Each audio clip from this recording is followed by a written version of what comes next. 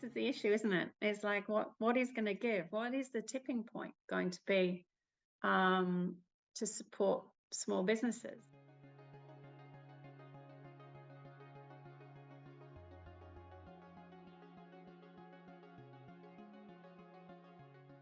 Welcome to Talking About Thinking the Unthinkable, our latest leadership conversation and podcast. I'm Nik Gowing, founder and director of the Thinking the Unthinkable project.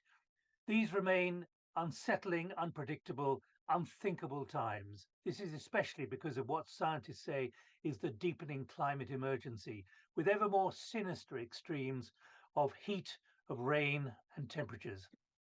That's why we're delighted to be presenting this as a critical conversation with CAFA. That's the Climate Action for Associations, CAFA. Associations. CAFA is working to harness the collective power of trade and professional associations to address the climate emergency and accelerate towards a net zero sustainable world. The challenge is enormous. Every economy globally relies on huge numbers of SMEs, small and medium-sized enterprises. Here in the UK, there are 5.5 million. They make up 99% of private sector businesses.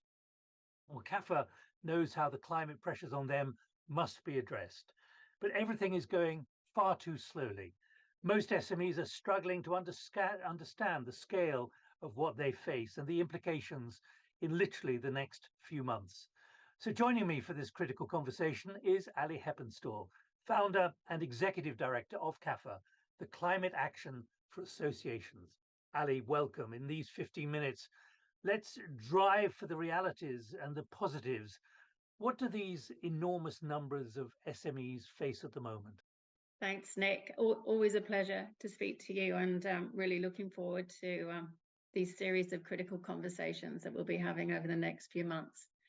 What does it mean? I mean, it's such a massive challenge, isn't it? As you've said, more than 90% of UK private business, and those figures are reflected internationally, by the way, are SMEs, and the majority of those are between 0 and 10 employees. So we're talking about a scale of micro small businesses who actually haven't started to take any sense of proactive, science-based net zero climate action yet. Actually use the word alarming. Alarming. It is alarming. There's a huge opportunity there as well. There's a lot of rhetoric which is shock-based, and there's a lot of shock tactics. And we also know there's a lot of reversing of commitments at a government level at the moment as well, which is, and I know we're going to get onto this in our conversation, which causes uncertainty and small businesses to wobble, because one of the barriers to small businesses to implement green technologies or invest in the changes that they need to make is obviously around incentivization and legislation. So where is the demand coming from? And with the politico and geo sensitivities, small businesses just don't know whether government might change its mind every 5 minutes. So there's a real reluctance for small businesses to invest.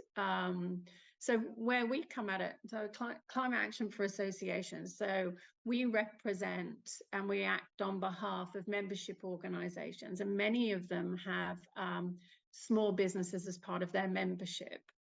And what we're doing is we're trying to help the membership bodies provide the support that they know that their small business members, so the individuals running small businesses across the UK, are typically part of a trades association or a professional body of some sort. So are they in denial about what's going on, or are they just overwhelmed by what the reality they now face? There's not denial, Nick. It's just more overwhelmed around not knowing what to do about it. So if you just think about, there is very, very little going into sort of the skills requirement. So there's the blockers for small businesses to really accelerate net zero position, set targets, and do everything that they can in order to reach the goals that we know that exist. Are skills. So skills, lack of skills, lack of know-how. In finance, not being able to tap into finance, and the assumption that actually their overall cost of change might be outweighed by the opportunity. So that's the other challenge. And the other one is around the conflicting pressures that small business face just generally. So where do they prioritize taking proactive climate action and introducing and implementing the measures at the core of their business, which we all know it needs to be. And all of these different measures are just overwhelming for small businesses. So what they and this is, I guess, where CAFA, again, comes into play, is that membership organizations need to be providing the support that their small business members need in order to be able to tackle the climate emergency.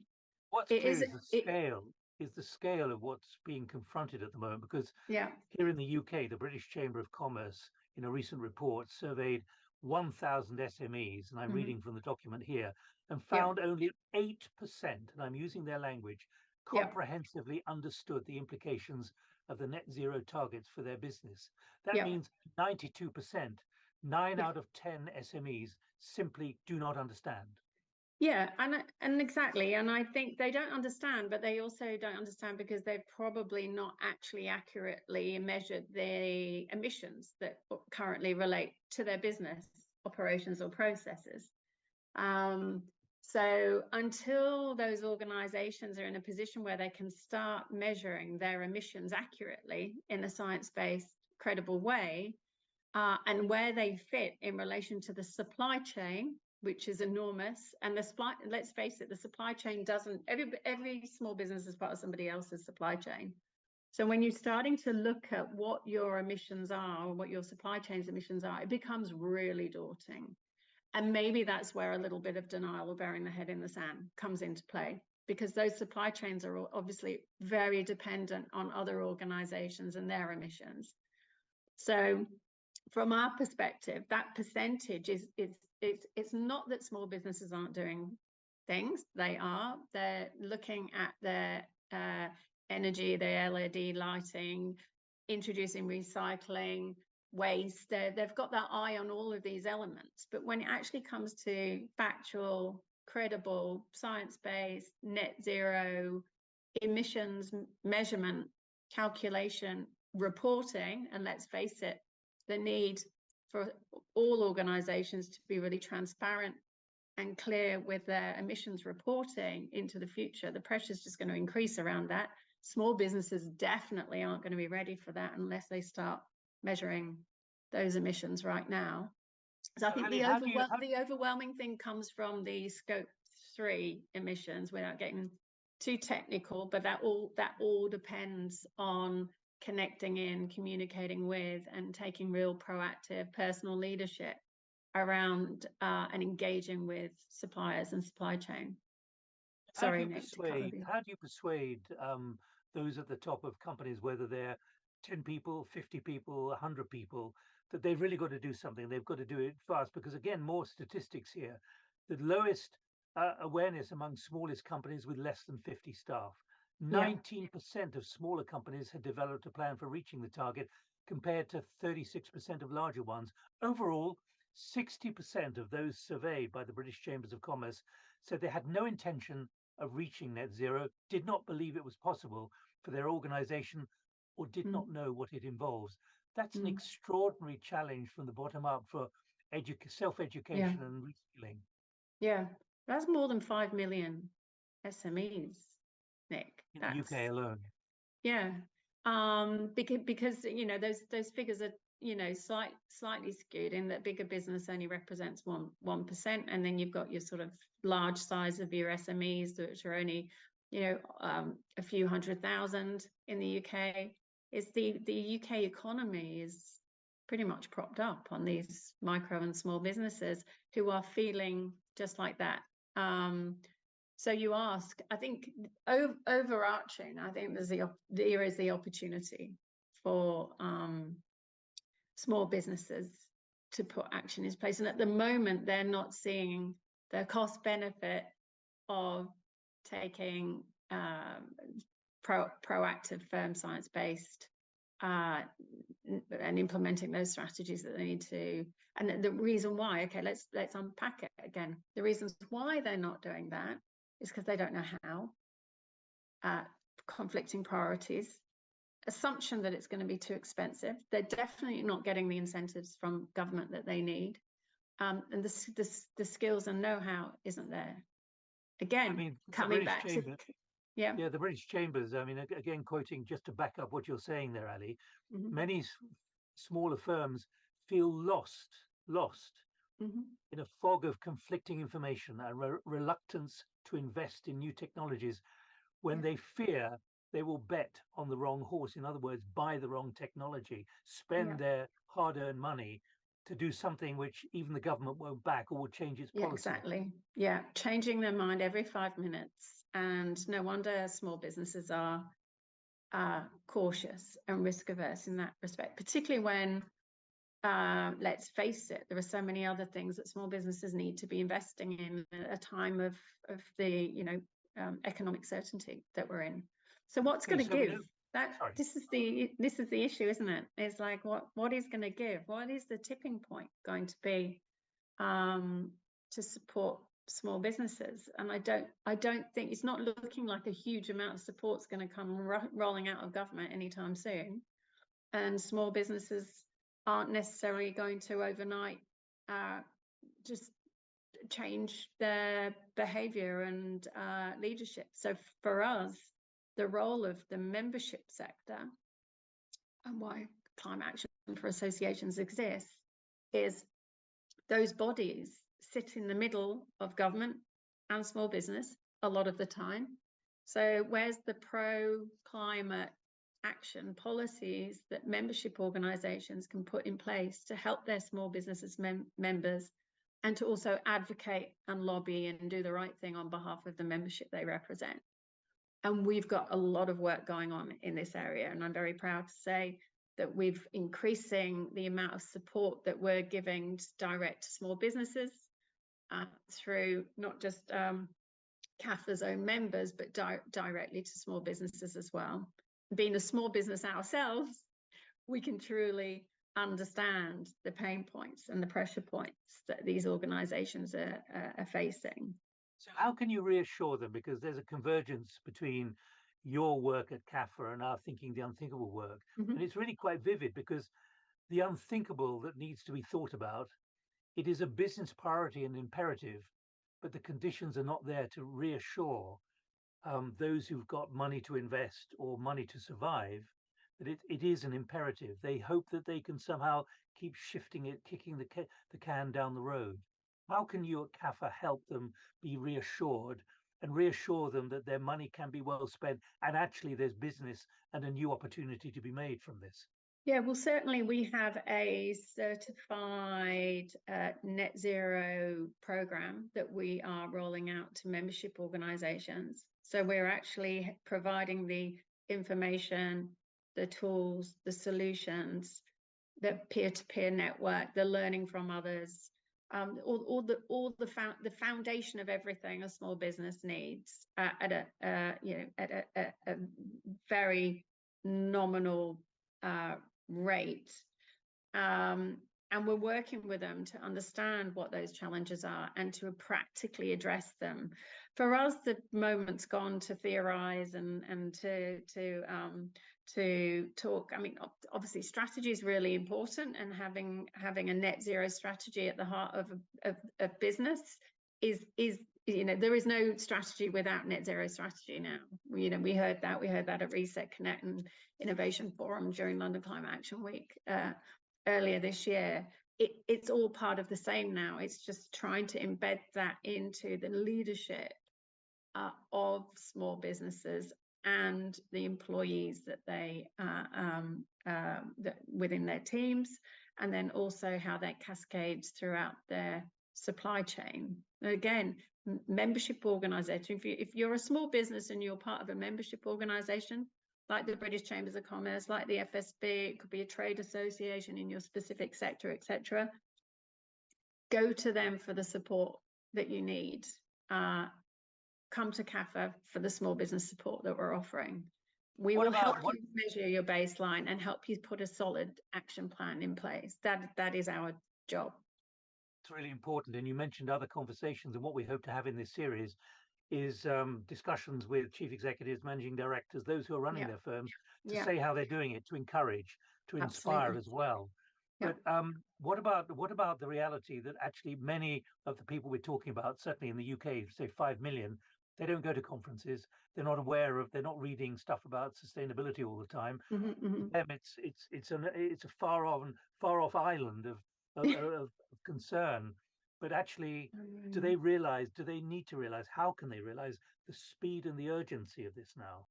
Yeah, I mean, it's so obvious to us, Nick, because we swim in the ecosystem that is climate net zero. It's everything that we say and do and breathe, isn't it, these days? Let's face it. But for these SMEs whose day-to-day is manufacturing or providing products and services, and it's all about their livelihoods and the people that they employs livelihoods, where is it on their radar? And it's clear that they all, just from the research and the statistics, at least we're not battling the lack of awareness that actually there is a crisis anymore.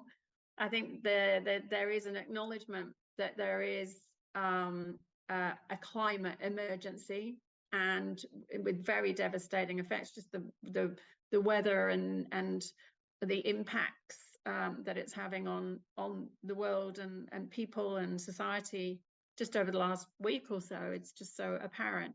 But how does that connect into small businesses everyday thinking? There's a real disconnect there, even though people can see it and they understand it and it's there. So what makes it real? What will give the small businesses the opportunity and the only way that they can really start to implement and take proactive climate leadership is by having a really simple way of calculating their emissions and being able to report on that. And then ultimately, because they will need to be, there will eventually, in the non too distant future, be mandatory reporting. And businesses, including small businesses, if you are part of a supply chain, there will be the requirement for them to evidence net zero strategies and targets in their procurements, their bids and their tenders. So the real motivation must be around them being a better business. How can you be a better business? How can you be a more sustainable business? How can you win more work? How can you generate more money? It becomes part of the same conversation, and we have the support in place to be able to do that. And membership organizations need to take more proactive leadership and support the sectors they represent. They've got to see what's coming down the line, and small businesses need to go to their trade body or professional body and put pressure on them as well to do more. All right, Ali, we're almost out of time. So let me just put one other thought to you. Is it about the company or the people who run it? In other words, opening their mind quickly. There's no company without the people that run it. Companies are people. Companies rely on people, consumers, customers. There is no, it's all about the people. It's all around leadership, isn't it, Nick? It's all around having the right skills in place, having the right leadership in place, having the right strategy in place, having the right processes and systems in place, having the right relationships. And ultimately, climate action is, at the moment, in any rate, all about behavior change, changing mindset, changing behavior, changing philosophies, and people, and in particular, I'm just thinking around climate policy and the need for a real advocacy on behalf of small businesses to take place. And again, membership organizations are firmly placed to do that. what CAFA is about, to inspire and to also reassure as well. So, Ali, thank you very much indeed. Thank you, Thank Nick. you to CAFA for this call to action. A transcript, by the way, is posted on both our websites, and do please join us to have when we have our next conversation about unthinkables and climate action and the action that's needed. From Ali and from me, Nik Gowing, until the next time, keep thinking unthinkables. More than ever, it's both possible and, my goodness, it's necessary. Time's running out. Bye-bye.